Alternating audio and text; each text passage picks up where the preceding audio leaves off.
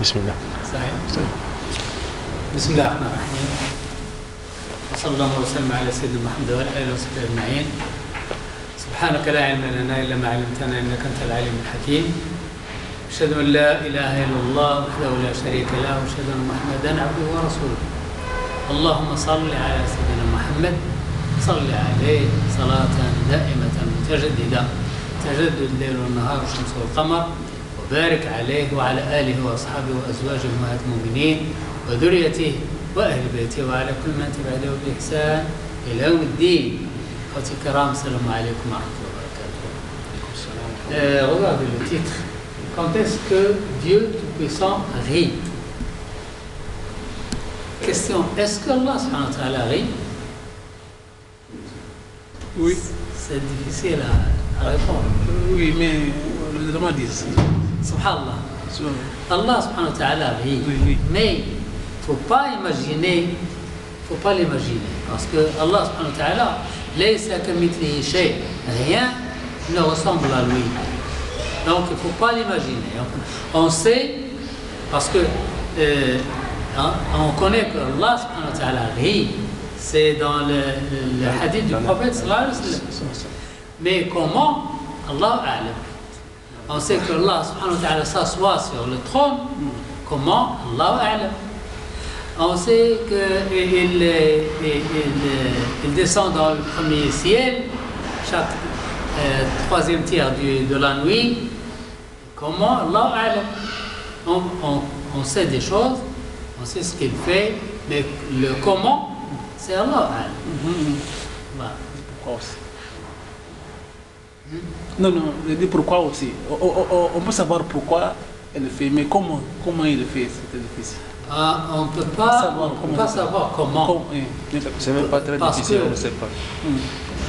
On ne peut pas donner un exemple comment, parce qu'Allah subhanahu wa ta'ala est différent. Tout ce qui vient dans la tête, Allah est différent. Tout ce que l'on peut imaginer. Et lorsque un homme est venu chez Imam Malik était en train de commenter le Coran, et il a dit Ar-Rahman ala al-Arsh istawa. Un homme a dit comment il s'assoit sur le trône, et Imam Malik a dit le fait de s'asseoir sur le trône est connu, et il faut le savoir, mais demander comment est une hérésie, bid'a, une hérésie. Il ne faut pas demander comment. Cet homme est un shaitan, faites-le sortir, parce que peut-être il le connaissait, il faut le faire sortir. Donc il ne faut pas demander comment. Le comment, on ne sait pas. On sait que Allah subhanahu wa ta'ala tend la main le jour pour celui qui a fait des péchés la nuit pour qu'il se repentit. Il tend la main le soir pour celui qui a fait des péchés le jour qu'il se repentit. Il a un visage, il a une main, il a un pied, etc. Mais comment? Allah, on ne peut pas. Si vous dites il est comme, vous faites le double et c'est un shirk. C'est haram. Interdit. Oui. Shirk est haram, bien sûr. Oui. Si vous dites il est comme, si vous dites comme, ça veut dire que vous lui donnez un double, c'est-à-dire qu'il y a deux, alors qu'Allah est seul. Vous voyez? Mais Oustaz, désolé, dans ce cas, comment l'être humain peut savoir pourquoi Allah a fait ça? Par exemple, s'il est descendu jusqu'au premier ciel, là on peut savoir pourquoi. Mais comment on peut savoir? Mais pourquoi il a fait ça? On peut savoir. La réponse est dans le Coran. Allah subhanahu wa ta'ala dit La yus'alu amma yaf'al. Personne n'a le droit de le demander pourquoi tu fais ça. Il est le roi suprême, il est le créateur, il est le roi suprême, il fait ce qu'il veut. Personne n'a le droit. Parce que imaginez un roi ou un propriétaire d'un palais, il a des serviteurs, et s'il veut ouvrir une fenêtre ici, Personne des serviteurs dit pourquoi, qu'est-ce que tu fais? Nous sommes des serviteurs d'Allah. Nous n'avons pas le droit de demander. Le propriétaire veut ouvrir une fenêtre ici. Personne n'a le droit de lui dire qu'est-ce que tu fais. Le propriétaire veut fermer cette porte. Il fait ce qu'il veut. C'est son royaume.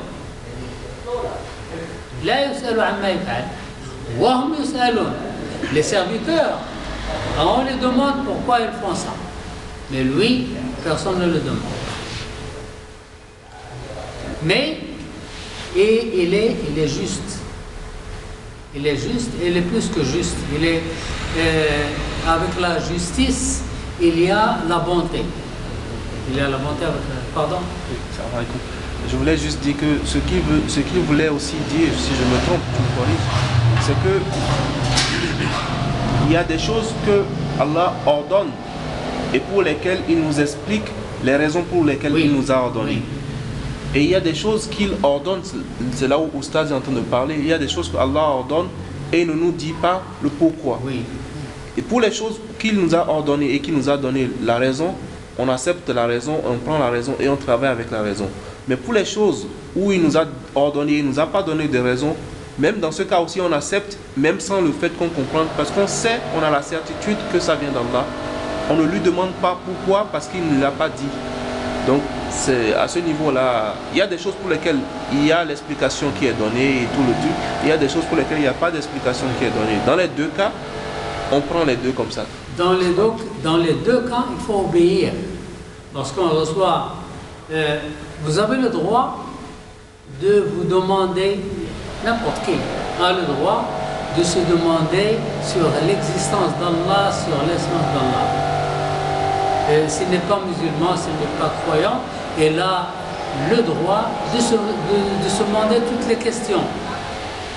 Une fois il est convaincu qu'Allah existe et qu'il doit l'obéir, il n'y a plus de questions, il faut obéir. Obéir. Oui. Désolé d'intervenir, quand intervenir, vous parlez pas dire comme la matière. Oui. Là où vous avez dit qu'on est en train d'expliquer qu'au fait que les sakamis lihiché, Allah Azzawajal n'est comme aucune de ces créatures.